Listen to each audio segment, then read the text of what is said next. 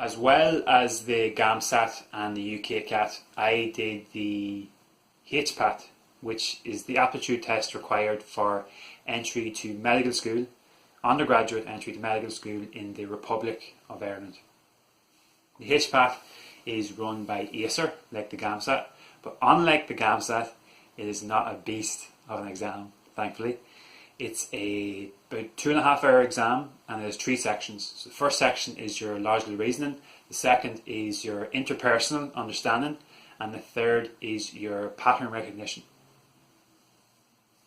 The resources I used for the HPAT were twofold. So the first was the official ACER material, and the second was a thing called MedEntry. So the official material was pretty good. You get two sets of sample questions and 3 practice exams. Practice exams were admittedly quite a bit easier than the real thing, but nonetheless they're useful to leave until the end. The MedEntry was similar to Medify for the UKCAT, so you have a kind of a repository of online questions, and you can track your progress, and you can do timed exams online. So I find it very useful to be able to do time practice on a consistent basis, and also crucially to track my progress. And by tracking my progress, I could identify my weaknesses and focus on them. As well as getting the online material of MedEntry, I did the workshop. That was a 2-day workshop in Dublin, sometime around, I think, November time. It was okay. I wouldn't do it again if I had to do it, the whole thing again. I wouldn't do the workshop. It was more for, I felt it was more for people who needed a kickstart. It felt like the stuff I was being taught was really repetition of what I'd read. So it isn't something I'd do again, but nonetheless, it reinforced things, and it gave me the opportunity to practice, to do a timed practice exam amongst other students. So that was useful. As well as the online material and the workshop, I also bought a practice exam slot with MedEntry. So that involved me going to a venue in Dublin and doing an exam under the actual day conditions, the conditions of the actual day. And I did that along with maybe 100 others. That was an eye-opener, to say the least. That was a kick up the backside, to be honest, and that really caused me to ramp up my study for the last 2 weeks or so, particularly of section 3. So that was useful. Maybe it was not perfect timing, but it nonetheless was useful. My general advice for the HPAT is, number 1, do timed practice. I believe that everyone, or the vast majority, can do the HPAT questions if there wasn't time pressure.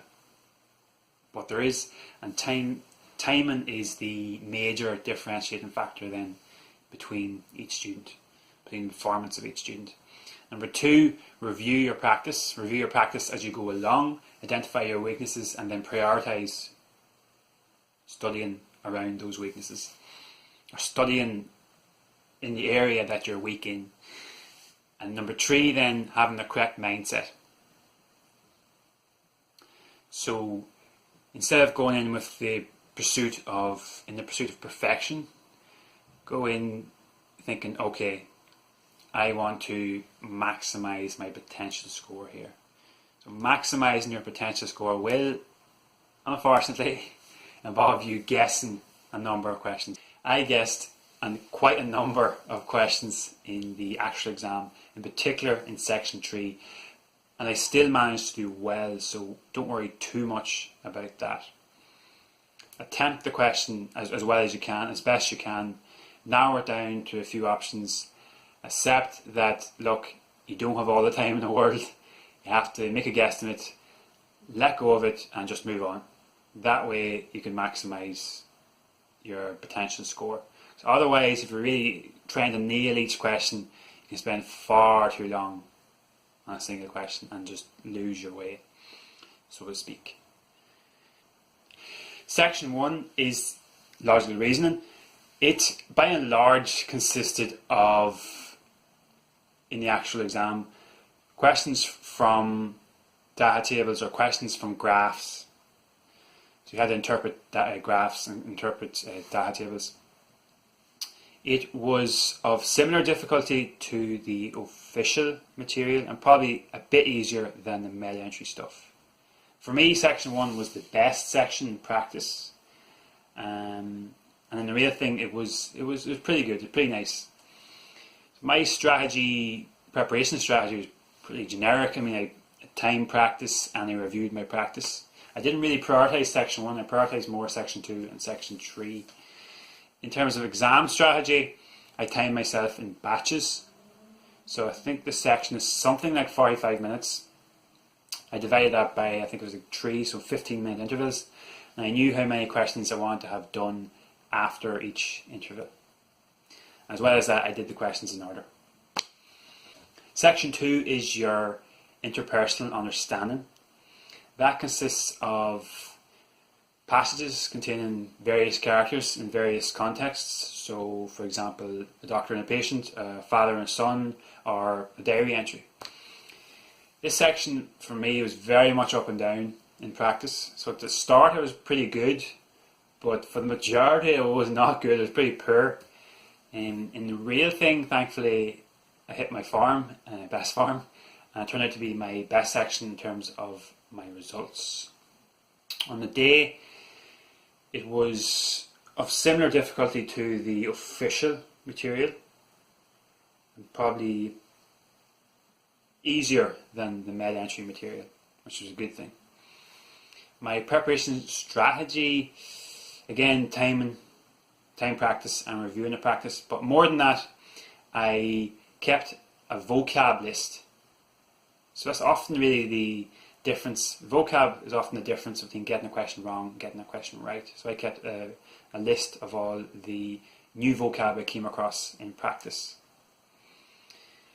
And as well as that, I made a point of being patient with this section, because you could actually fly through this section. You could fly through this section. For me, the patient approach worked. In the actual exam, again, I timed in batches and I did it in order. As well as that, I made sure to take deliberate breaks between each new passage. The idea was I would get myself into the shoes of the characters, so to speak, in each passage. So section 2, section 2 was pretty good in the actual exam. Section 3 then, pattern recognition. This was a brutal section for me. Brutal in practice, brutal in the real thing. And by brutal I mean it was very hard. It consists of like next and sequence style questions, if you're familiar with them. So you need to be given like 4 patterns and you predict the 5th. It also contains a thing called pick the middle style questions. And there's a 3rd style which I just can't quite remember right now. So there are 3 styles of questions in this section.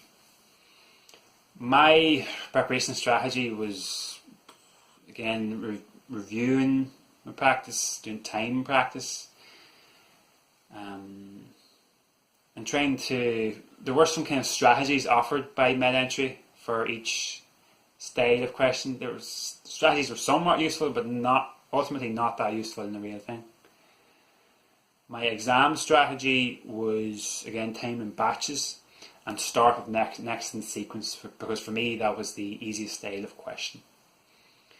In the difficulty, in the real thing, was far greater than the official practice material and far greater than MedEntry.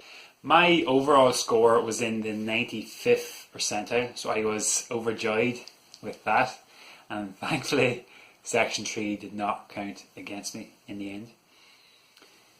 In terms of my overall study schedule, I started in probably the middle of November, and I went through until the exam at the end of February.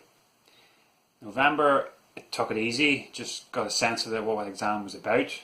I did a few sample questions, maybe one practice exam, time practice exam, and then I went to the workshop. After the workshop, took about a month off. Then around start of January, I resumed practice using the MedEntry database. By and large, I mainly focused on doing time practice exams with MedEntry, and then moved on in early February, to do the 3 official practice exams from Acer. I then did the practice exam with MedEntry, and for the last week or so I just went over my vocab list, did a few time practice questions with MedEntry, and I prepared for the actual exam day. So for the actual exam day then, get your basics right: sleep, eat, drink water, turn up on time, have your admission ticket, etc., your passport. As well as that, on the day before, I think it's key to have an attitude of acceptance. So accept that you have done what you can do at this stage, and what you've done is going to help you in the exam. So that'll give you some reassurance the day before and some confidence, hopefully. Yeah, so as well as that, I would recommend taking deliberate breaks between and within each section. So when you have a section done, just zone out for that minute or so and let that previous section go, move on to the next one. And within each section, try to create some time to just allow yourself to zone out, deliberately zone out for a few sections every so often.